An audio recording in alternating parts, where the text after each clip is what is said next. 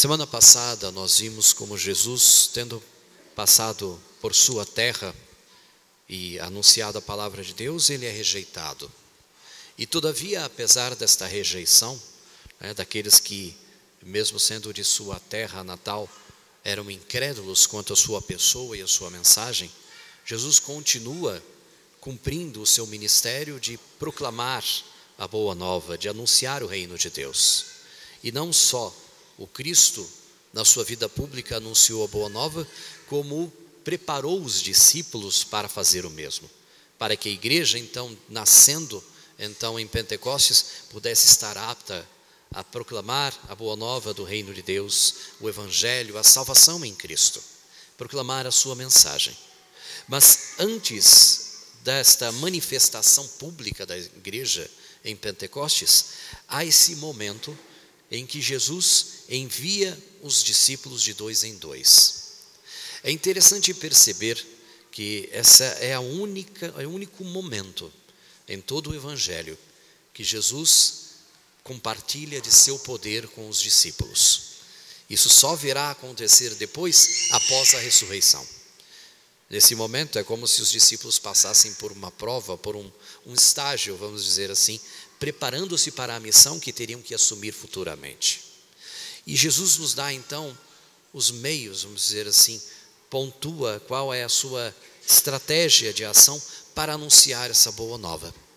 Primeiro que ele envia os discípulos não sozinhos, mas de 2 em 2, um auxiliando o outro. Isso se dá por algumas questões. Primeiro porque faz parte de uma tradição judaica que o testemunho de uma pessoa fosse reconhecido como verdadeiro, tendo como auxílio o testemunho de um segundo que lhe confirmasse, portanto. Mas não só por isso. Nós percebemos que a igreja, depois que nasce em Pentecostes, também continua com esse mesmo princípio, com esse mesmo costume. Tanto é que assim, quando São Paulo é enviado à missão, não é enviado sozinho, mas o Espírito Santo assessora a igreja nascente para que seja enviado, por exemplo, Paulo e Barnabé juntos para a pregação do evangelho. E também devemos entender, a igreja que nasce missionária desde o seu princípio, ela nasce também como uma comunidade de irmãos.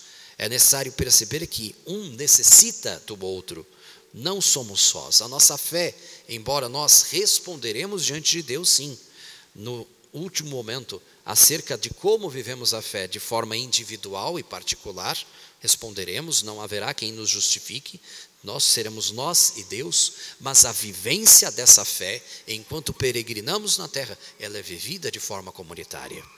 É por isso que Jesus envia não sozinhos, mas sempre com uma companhia, de 2 em 2. E isso nós percebemos também na nossa vida eclesial.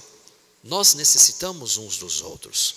Precisamos da cooperação, dos dons, das graças, daquilo que um pode fazer em benefício do crescimento do reino de Deus.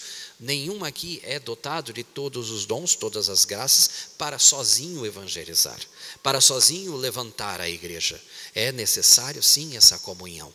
Comunhão que nasce desde o princípio, quando Jesus forma os discípulos, portanto, quando os chama para que, congregados nele, acompanhando suas palavras, suas ações, aprendessem dele e fossem nesta igreja nascente, então, também transmitissem isso para a igreja que nasce. Aqui é interessante perceber, porque talvez muitas pessoas, ou conhecidos nossos, até digam a si mesmo: sou cristão, sou batizado, sou católico, mas vivo do meu modo a fé.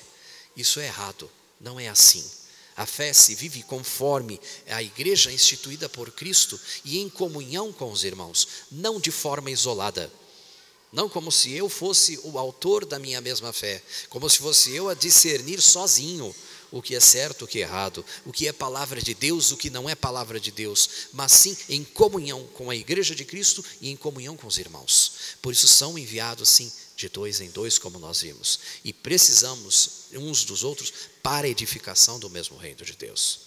E então nós vemos primeiro, um dos princípios é este princípio desta comunhão uns com os outros. Vão de 2 em 2. Tanto para o testemunho da veracidade daquilo que pregam, como também porque um está a auxiliar o outro em sua caminhada. O que seria de nós, talvez, se não tivéssemos nossos irmãos em tantas circunstâncias da vida? Aqueles que talvez já vivam uma vida de comunidade, de serviço, de missão, juntos na igreja, compreendem essa necessidade. Nem sempre estamos aptos a fazer tudo sozinho. Precisamos dos nossos irmãos.